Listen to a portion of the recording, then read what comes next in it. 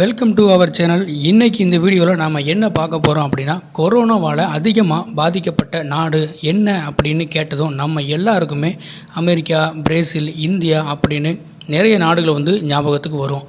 ஆனால் கொரோனாவால் ரொம்பவே கம்மியான எண்ணிக்கையில் பாதிக்கப்பட்ட நாடுகள் என்னென்ன அப்படின்னு உங்களுக்கு தெரியுமா?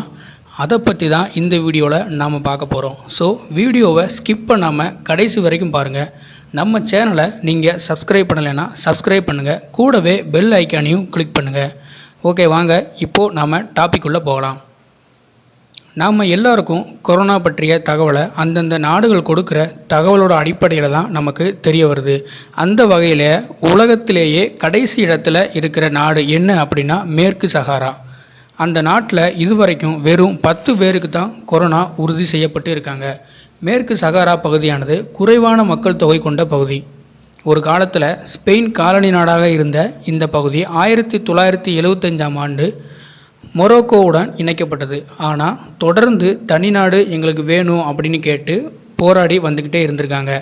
16 ஆண்டுகால போராட்டத்திற்கு அப்புறம் 1991ஆம் ஆண்டு சுதந்திரத்துக்கான பொது வாக்கெடுப்பு நடத்த ஐநாவோட பேச்சுவார்த்தையில் ஒரு ஒப்பந்தம் போடப்படுது. ஆனால் இன்னைக்கு வரைக்கும் அங்கே பொது வாக்கெடுப்பு நடத்தவே இல்லைன்னு தான் சொல்கிறாங்க. மேற்கு சஹாராவுக்கு அடுத்தபடியாக கொரோனாவால் பாதித்தவங்க குறைவாக இருக்கிற நாடு ஹோலிசி.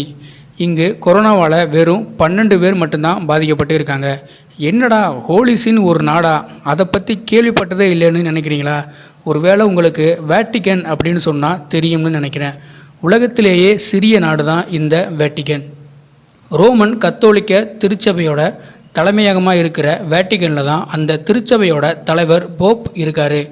கொரோனாவால் குறைவான நபர்கள் பாதிக்கப்பட்ட நாடுகளோட பட்டியலில் 3ஆம் இடத்துல பப்புவா நியூ கினியா அப்படிங்கிற ஏராளமான தமிழர்கள் வசிக்கும் நாடு இருக்குது.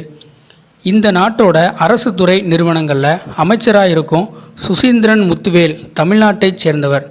அந்த நாட்டோட தகவல் படி கொரோனா வைரஸானது 16 பேர் மட்டும்தான் பாதிக்கப்பட்டு இருக்காங்க அப்படின்னு சொல்கிறாங்க. உலகத்தோட கிழக்கு பகுதியில் இருக்கிற இந்த நாடு உலகத்திலேயே 2வது மிகப்பெரிய தீவாகவும் இருக்குது. இங்கு மட்டும் 700 மொழிகள் பேசப்படுறதா சொல்கிறாங்க. 80% மக்கள் இங்கு ஊரக பகுதியில் தான் வசிக்கிறாங்க. அந்த நாட்டு மக்கள் தொகை 80 லட்சம். அபரிவிதமான வனவளம், அதாவது காடுகள், தாது வளம், அப்புறம் எண்ணெய் வளமும் இருக்கிற நாடு இந்த பப்புவா நியூ கினியா. ஆனாலும் அங்கே வறுமையாக தான் இருக்குது அப்படின்னு சொல்கிறாங்க. அடுத்ததாக கொரோனாவால் பாதிக்கப்பட்ட பட்டியலில் 4வது இடத்துல உள்ள நாடு செயின்ட் கிட்ஸ் மற்றும் நெவிட்ஸ். கரீபியன் கடல் பகுதியில் இருக்கிற இந்த நாடு முன்னால் பிரிட்டனோட காலனி நாடாக இருந்துச்சு. ஜான்ஸ் ஹாப்கின்ஸ் யூனிவர்சிட்டியோட தகவலின்படி இன்னைக்கு காலையில் வரைக்கும் இங்கே 17 பேர் மட்டும்தான் கொரோனாவால் பாதிக்கப்பட்டு இருக்காங்க. ஒரு காலத்தில் ஆப்பிரிக்காவில் இருந்து அடிமையாக வந்தவங்க தான் இங்கே அதிகமாக இருக்காங்க. கடற்கரை, அழகான மணல் பரப்பு அப்படின்னு ஏகாந்த சூழலில் இருக்கிற இந்த நாடு சுற்றுலா போகிறவங்களை ரொம்பவே கவரும் விதமாக இருக்குது.